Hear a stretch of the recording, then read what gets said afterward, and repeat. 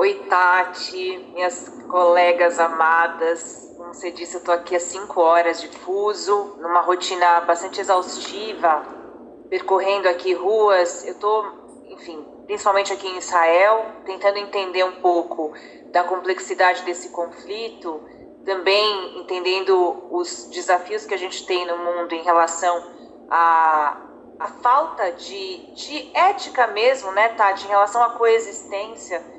Vim aqui pesquisar também um pouquinho de antissemitismo. Eu estou aqui em Israel a convite da Stand With Us, que é uma entidade de educação contra o antissemitismo, também da CONIB e da FISESP. E quando você fala da questão da guerra, e falando hoje, né, Tati, em relação ao Dia das Mulheres, é uma guerra feita majoritariamente por homens, né? São homens que fazem essa guerra. Hoje a gente pode falar isso com certeza, embora existam poucas mulheres em cargos, seja no exército por parte de Israel, do lado palestino e do grupo terrorista Hamas não se fala, porque as mulheres de fato não são nem sequer levadas em consideração, e isso é um outro assunto que a gente pode abordar daqui a pouco. Mas uma guerra que começa com o terrorismo no território israelense, em que os corpos das mulheres são violados. Os corpos das mulheres são trucidados. A gente viu imagens que eu mesma não consegui assistir até o fim, imagens feitas pelos terroristas, no momento em que eles capturam civis israelenses, fazendo esse ataque surpresa no dia 7 de outubro, e os corpos das mulheres são violados, como o relatório da ONU comprovou nessa semana. Foi um relatório divulgado depois de meses de conflito. Então há essa reclamação por parte da sociedade israelense, das mulheres, né, que lutam pelos direitos das mulheres, contra a violência contra as mulheres, da demora desse relatório da ONU em relação às mulheres que foram violadas, das mulheres que estão reféns ainda em território palestino e que provavelmente estão continuamente sendo violadas, isso é, se ainda estiverem vivas. E por outro lado, como você disse, o massacre que também é feito por parte de um exército que é armado, que é um dos principais exércitos do mundo, e que faz seu bombardeio, matando não só terroristas, mas também civis, uma vez que os terroristas também se infiltram na população civil aqui na Palestina, na faixa de Gaza.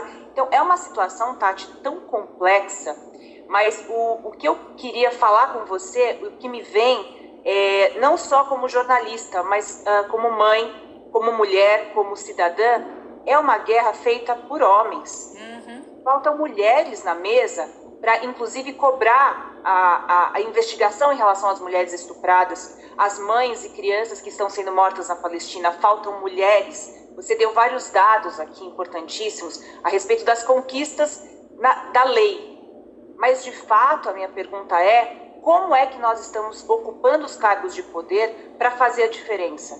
E eu não vejo solução desse conflito milenar, porque não começa nem só com a criação do Estado de Israel, né, Tati? Sim. Esse conflito milenar, se a gente não tiver, de fato, efetivamente, mulheres na mesa discutindo política, tanto de um lado quanto de outro. E você tem visto isso aí, Pétria? Há mulheres envolvidas numa tentativa de cessar-fogo ou de responsabilizar os culpados por esses crimes? Onde é que as mulheres estão?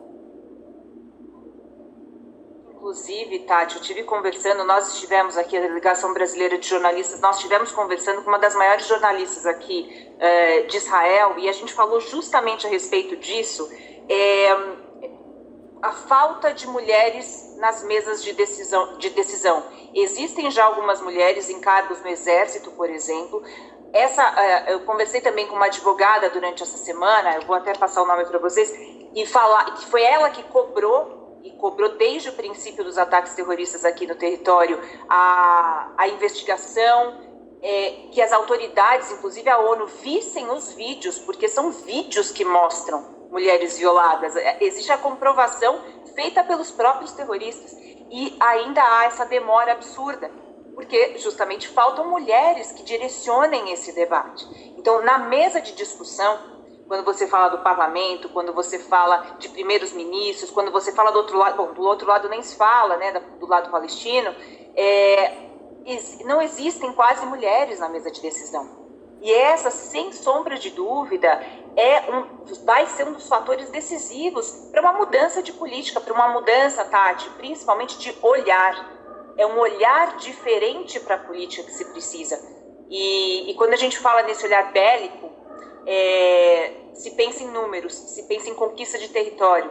O que as mulheres falam aqui é justamente sobre isso: crianças mortas, meninas violadas, meninas que são feitas reféns e que provavelmente ainda estão sendo abusadas no cativeiro.